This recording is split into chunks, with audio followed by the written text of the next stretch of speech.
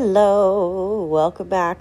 So I'm going to take you through the process of making a wizard staff. I've made a couple. There's actually a couple on the way, but here's what I have footage of. Resin, number one.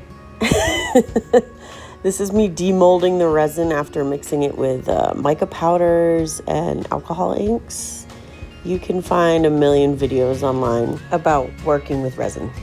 The most pain in the ass part is the sanding. When you have a two-part mold that I have, there's always that line that you can't really get rid of. So yeah, put water, sandpaper, different grits.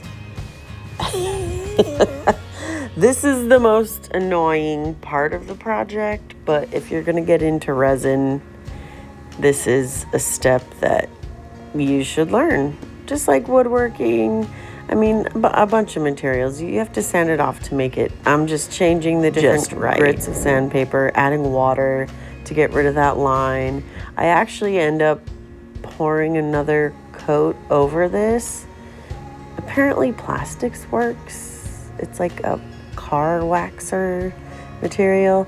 I didn't like it, but this is how it came out. And all the bubbles you see, that's going to be covered up by clay. Here's another version of the idea.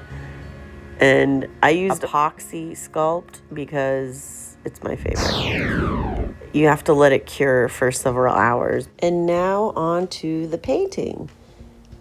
I use a base coat of black first.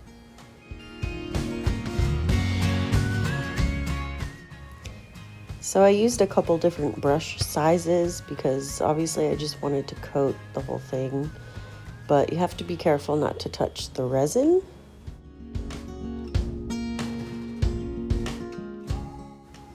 I did end up using a smaller brush to get all the intricate details in there. This is just a base layer. So here we go. To dry brushing on, I got this brushed metal. It's like a silver. So as I'm dry brushing, this is how it all came out. I do add a jewel in the middle there. This is the completed project. I hope you enjoyed. Make sure to like and subscribe. Mwah!